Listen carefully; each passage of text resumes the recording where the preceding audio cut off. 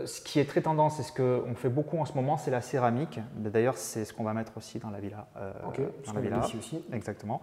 Donc la céramique, c'est tout simplement comme un carreau, évidemment, mais qui va être formaté pour le plan de travail. C'est-à-dire que ça va nous permettre de faire des cuves par-dessous, de faire des stries pour un égouttoir, de faire des découpes de plaques de cuisson. Et généralement, on l'a en mat ou en brillant. Donc on va plutôt préconiser le mat pour éviter les micro-rayures à la lumière. Je préfère en mat ici. Exactement.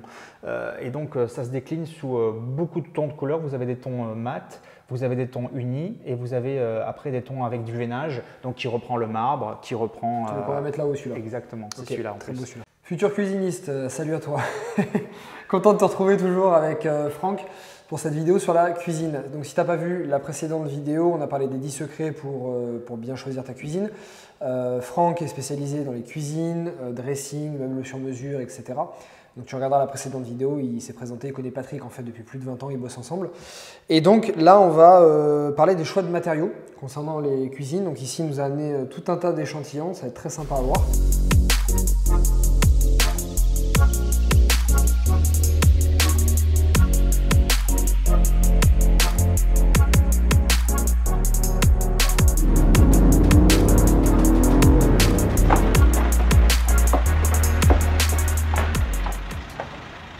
Et va nous expliquer comment choisir les matériaux, quels sont les avantages et inconvénients de chacun, et les prix aussi surtout. Et puis voilà, c'est parti, je te le laisse. Alors, on peut commencer par le plan de travail. Au niveau des revêtements, aujourd'hui, on va commencer bêtement par le granit, ce que tout le monde connaît. Granit, c'est très résistant, très costaud. Alors, en termes de prix, on va être évidemment dans des prix qui seront assez hauts. Généralement, pardon, je te coupe, mais tu dirais que c'est le plus cher sur… Oui, ça va être du plus cher au moins cher, on va dire. Mais le granit, ça reste une référence parce que c'est très solide. On peut faire plein de choses avec.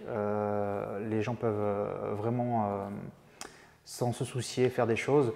Surtout ce qui est granit noir, en fait. Après, plus ils sont clairs, plus il faudra quand même faire un petit peu attention. Donc c'est un peu les bases.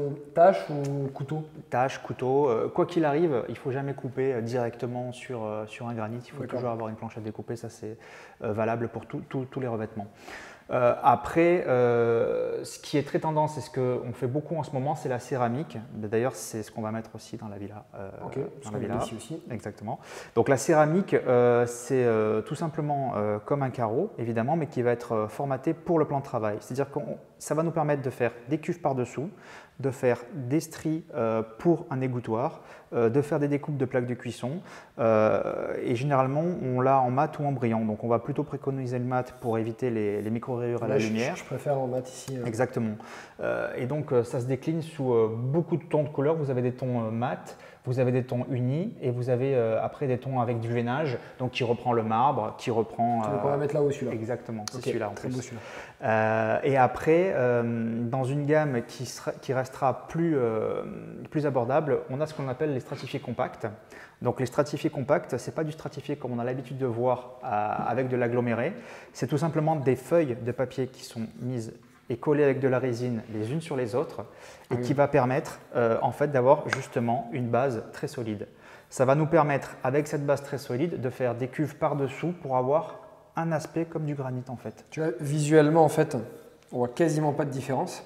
Par contre, dès que tu les touches, tu sens le céramique beaucoup plus solide, beaucoup plus lourd. Exactement. Et ce qui nous permet de travailler assez simplement les implantations, puisqu'on n'a pas vraiment de problème avec ça. On met des cuves par-dessous et on fait vraiment l'aspect d'un granit. Et là, on est très bien placé, rapport qualité-prix, pour ça. D'accord. Tu as un prix pour donner une idée des différents matériaux qu'on a vus au mètre carré ou au linéaire? Comment tu calcules ça? Alors, pour tout ce qui est plan de travail, granit et céramique, c'est généralement les marbriers. On passe par un marbrier qui nous fait directement des devis.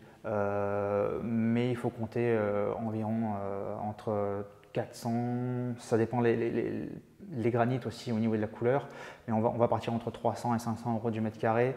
La céramique, ça va être un petit peu moins.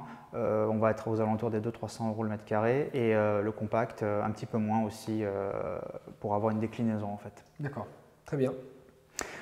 Après au niveau des façades, je vais dire entre guillemets qu'on a les basiques. On peut avoir du plaquage bois. avec différentes teintes. Donc là, j'ai pris des teintes naturelles qui sont actuelles, on va dire. On a du chêne massif qui peut être évidemment avec des nœuds et qui peut être très travaillé, façon un petit peu à l'ancienne. Et ça revient, c'est assez tendance. Après, il faut aimer, hein, c'est bien sûr, ça a été travaillé exprès. Exactement.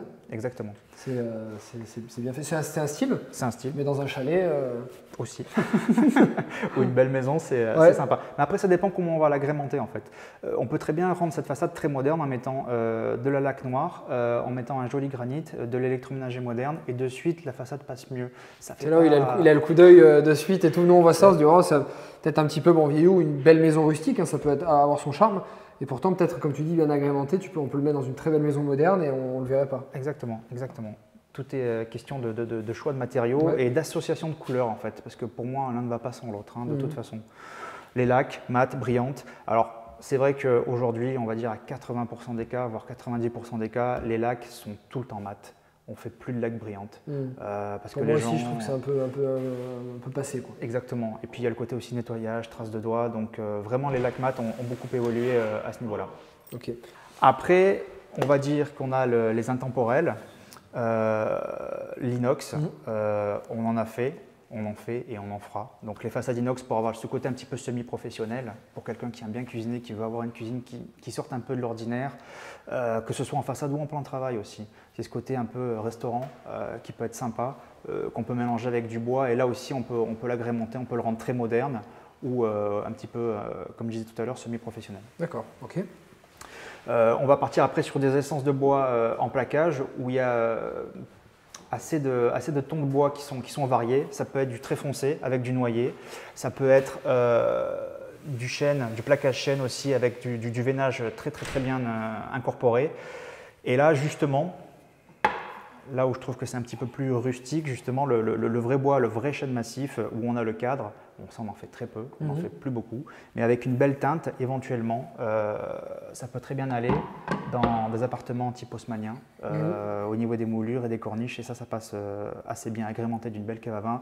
Tout ça fait que c'est très sympa aussi au niveau du style. C'est pas forcément un style vieillot, c'est ça que je veux dire. Oui, bien sûr, il faut savoir l'accompagner. Et voilà, il faut savoir l'accompagner dans le contexte pour ça. Donc ça, c'est un petit peu une panoplie de tout ce qu'on peut avoir. Bon, c'est une partie, hein, évidemment. C'est une partie, tu pouvais pas tout... J'imagine bien que les cuisines ne tombent pas que sur ça, quoi. Exactement. Si les personnes veulent